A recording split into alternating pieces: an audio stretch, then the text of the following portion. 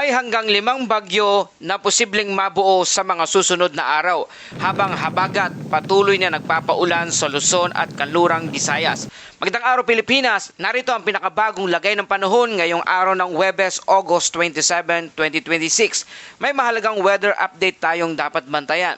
Sa ngayon, maaring wala pang aktibong bagyo sa loob ng monitoring domain ng Pag-asa. Ngunit hindi ibig sabihin nito na maaari na tayong maging kampante. Dahil sa pinakahuling Tropical Cyclone Threat Potential Forecast, may posibilidad na hanggang 5 weather disturbance o bagyo ang mabubuo o papasok sa monitoring domain ng Pag-asa sa loob ng forecast period mula ngayong araw hanggang September 8. Ano ang pinaka-importanting dapat bantayan? May isang weather disturbance na may katamtaman hanggang mataas na posibilidad na maging ganap na tropical cyclone at may posibilidad ding pumasok sa ating Philippine Area of Responsibility o PAR. At habang minomonitor natin ang posibilidad ng mga bagyong weather disturbance, narito pa rin ang isang mas agarang concern para sa maraming lugar dito sa ating bansa. Ang southwest monsoon o habagat ay patuloy na nakakaapekto sa Luzon at western section ng Visayas.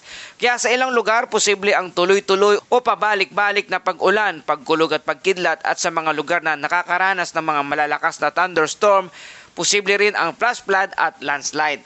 At para sa ating mga mangingisda, marino at mga nakatira malapit sa baybaying dagat, mag-ingat dahil ang ilang karagatan sa Luzon at western Visayas ay nakakaranas ng moderate hanggang rough seas na may taas na alon na maaring umabot hanggang 1.5 hanggang 3.4 meters ang taas.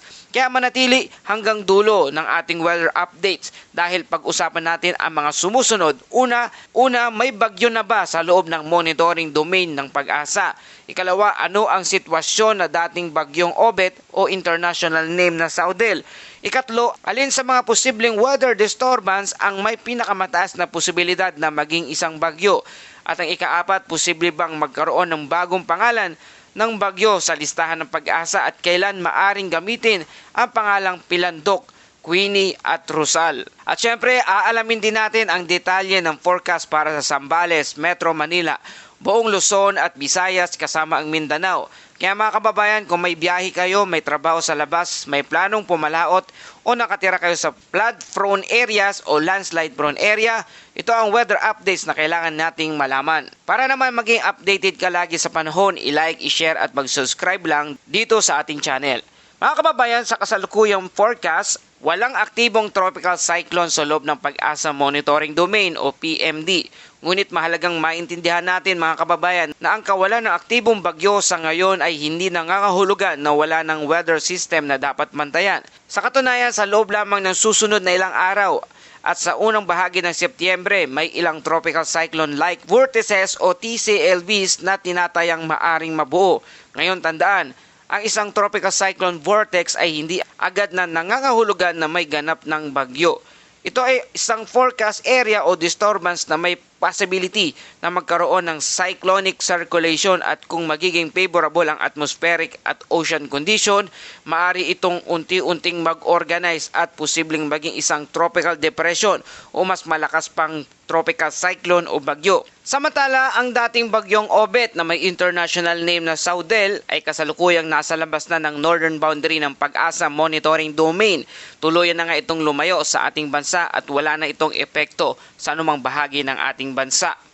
Ang pangunahing weather system na nakakaapekto ngayon sa Luzon at Western Visayas ay ang southwest monsoon o habagat. Kaya kahit walang direktang bagyong tumatama dito sa ating bansa, maaari pa rin magkaroon ng malalakas sa pag-ulan at thunderstorm sa ibang bahagi ng ating bansa. Ngayon naman dumako tayo sa ating Tropical Cyclone Threat Potential Forecast. Sa week 1, mula ngayong araw hanggang September 1, dalawang pangunahing tropical cyclone-like vortices ang dapat bantayan. Una ang TCLB1. Ang unang sistema na TCLB1 ay tinatayang mabubuo sa pagitan ng eastern boundaries ng Philippine Area of Responsibility o PAR ng Tropical Cyclone Advisory Domain. Ito ang isa sa mga system na may mahalagang bantayan dahil meron itong katamtaman hanggang mataas na posibilidad na maging isang ganap na tropical cyclone. At hindi lang yon, may posibilidad din itong pumasok sa loob ng ating Philippine Area of Responsibility habang kumikilos patungong Taiwan. Kaya sa mga susunod na araw, ito ang isa sa mga system na maaring maging sentro ng ating weather monitoring. Abangan natin kung magiging mas organisado ang sirkulasyon nito at kung magiging sapat ang kondisyon ng karagatan at atmosphere para tuluyan itong maging isang tropical cyclone o bagyo. Meron ding TCLB2 na tinatayang lalabas ng northwestern boundary ng Pag-asa Monitoring Domain. Sa kasalukuyang forecast, meron itong mababa hanggang katamtamang posibilidad na maging isang tropical cyclone sa loob ng week 1. Mas mababa ang development potential nito kumpara sa TCLB1, ngunit hindi ibig sabihin na dapat itong baliwalain. May mga sistema na nanatiling mahina at hindi nagiging tropical cyclone o bagyo. At meron namang system na sa una ay mukhang mahina, ngunit kapag nakahanap ng mas favorable na environmental condition ay maaring biglang mag-organize. Kaya mahalaga ang regular sa weather updates. Ngayon mga kababayan, mas lalong umiinit ang ating tropical cyclone monitoring pagdating sa week 2. Mula September 2 hanggang September 8, tinatayang may 3 pang tropical cyclone-like vortices na maaring mabuo sa loob ng Pag-asa Monitoring Domain. Ito ang TCLB3, TCLB4 at TCLB5. Ngunit alin dito ang may mas malaking potensyal? Ang TCLB3 ay may posibilidad na lumabas sa northeastern boundary ng Tropical Cyclone Advisory Domain at Philippine Area of Responsibility. Ayon sa forecast, mayroong itong katamtaman hanggang mataas na posibilidad na maging isang tropical cyclone. Kaya ito ang isa sa mga system na dapat bantayan pagpasok ng unang linggo ng Setyembre.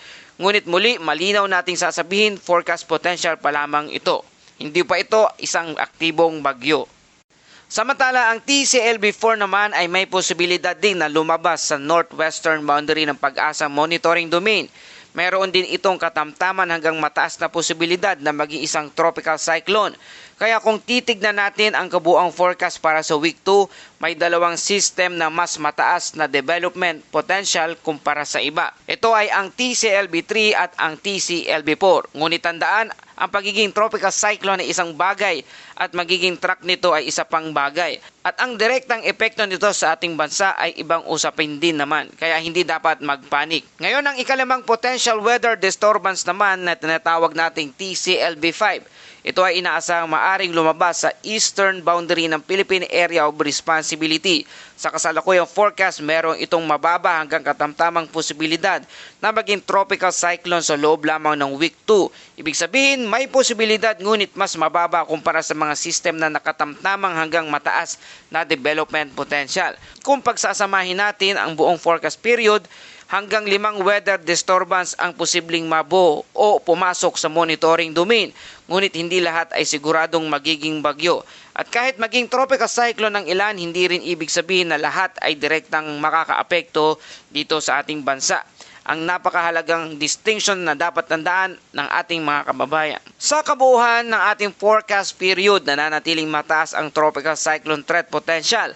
Anong ibig sabihin nito? Ibig sabihin ang atmospheric at oceanic environment sa loob ng malawak na monitoring region ay nananatiling favorable para sa pagbuo at pagpasok ng mga weather disturbance. Pero muli, high threat potential does not automatically mean high impact to the Philippines. Magkaiba ang potential para sa tropical cyclone formation at ang aktual na threat sa isang partikular na lugar. Kaya ang pinakamagandang approach ay maging alerto ngunit hindi magpanik. Ngayon naman mga kababayan, kung sakaling may pumasok na mga bagyo sa mga susunod na araw, ito ay papangalanan una ang Pilandok, susundan ito ng bagyong Queenie at susundan naman ito ng bagyong Rosal. Kaya maari sa mga susunod na araw o linggo, kung may sistema o bagyo na tuluyang maging isang tropical cyclone o pumasok sa ating Philippine Area of Responsibility, isa sa mga pangalang ito ang maari nating marinig sa ating mga weather updates. Sa kasalukuyan, ang pangunahing weather system na nakakaapekto sa malaking bahagi ng Luzon at western section ng Visayas ay ang southwest monsoon o habagat. Kaya asahan na may mga ilang lugar pa rin na makakaranas ng mga pag-ulan. Pero tandaan mga kababayan, hindi kailangan ng bagyo para magkaroon ng malakas na ulan. Kapag aktibo ang habagat at may sapat na moisture mula sa karagatan, maaring magkaroon ng malawakang cloud formation at thunderstorm. Ngayon naman, para sa lagay ng panahon sa lugar ng Zambales, asahan ang occasional rain dahil sa southwest monsoon. Ibig sabihin may mga panahon na pag-ulan na maaring paulit-ulit o pabalik-balik sa loob ng maghapon. Sa Metro Manila naman at sa malaking bahagi ng Luzon, kasamang Ilocos Region, Cordillera Administrative Region, natitirang bahagi ng Central Luzon, Batanes, Cavite, Batangas, Rizal, Occidental Mindoro at Palawan, asahan ang cloudy skies with scattered rain and thunderstorm. Dahil pa rin ito sa southwest monsoon. Ibig sabihin, hindi naman nangangahulugang tuloy-tuloy ang ulan sa buong araw sa lahat ng lugar. May mga lugar na maaring maaraw sa isang oras at pagkatapos ay biglang kukulimlim at uulan. Ito ang dahilan kung bakit mahalagang magdala ng payong o rain gear lalo na kung may biyahe at kapag may thunderstorm. Sa rest of Luzon, Aklan, Capiz at Negros Oriental, inaasahan ang partly cloudy to cloudy skies with isolated rain shower o thunderstorm dahil ito dulot ng southwest monsoon at may posibilidad na localized thunderstorm sa inyong lugar. Sa natitirang bahagi ng ating bansa, asahan ang partly cloudy to cloudy skies with isolated rain shower or thunderstorm dahil naman ito sa localized thunderstorm.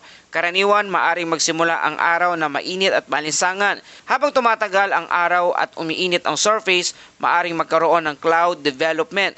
At sa hapon o gabi, posible ang mga biglaang thunderstorm, kaya huwag maging kampante dahil lang maaraw sa umaga. Para sa ating forecast wind and coastal waters condition, sa Luzon at western section ng Visayas, inaasahan ang moderate to strong wind na nagbumula sa southwest at ang coastal waters ay magiging moderate hanggang rough seas na may taas na alon na nasa 1.5 hanggang 3.4 meters ang taas. Kaya para sa mga sasakyang dimotor, malilit na fishing vessel at iba pang katulad ng sasakyang pandagat, maging maingat sa paglalayag. Suriin ang pinakahuling marine forecast bago pumalaot dahil sa rough sea condition, maaaring maging mapanganib ang paglalayag lalo na para sa maliliit na sasakyang pangdagat. Ngayon, ano ang mga babantayan natin sa mga susunod na araw? Mga kababayan, hanggang 5 potential weather disturbance ang maaring mabuo o pumasok sa monitoring domain sa loob ng forecast period hanggang September 8. At may ilang sistema, partikular ang TCLB 1, 2, 3, and 4 na may katamtaman hanggang mataas na potensyal para sa tropical cyclone development ayon sa forecast. At kung sakaling may mabuong bagyo, ito'y tatawagin na Pilandok o Queenie o kaya naman umabot sa Rosal. Ito'y magiging ika-5 bagyo na kung sakaling papasok pa sa buwan ng Agosto. Samantala, ang mas agarang epekto sa maraming lugar ngayon dito sa ating bansa ay mula sa southwest monsoon, habagat, na patuloy na magdadala ng mga pag-ulan at thunderstorm sa Luzon at Western Visayas. At tumako na tayo sa ating Bible verse of the day mula sa Proverbs chapter 3 verse 5. Trust in the Lord with all your heart and lean not on your own understanding. Mga kababayan, hindi mo kailangang maunawaan ang lahat ng nangyayari sa buhay mo ngayon. Alam ng Diyos ang buong larawan kahit hindi mo pa nakikita ang susunod na hakbang. Magtiwala ka sa Kanya, lalo na sa mga panahong puno ka ng pangamba at pag-aalinlangan. At yan po ating update sa panahon ngayong araw na ito. Kung nakatulong sa inyo ang balitang ito, please like, share, and subscribe. Salamat sa iyong suporta. Ito ang Pilipinas Weather ngayon na lagi nagpapaalala, mag-ianda, mag-iligtas, mag-alerto, ingat tayong lahat.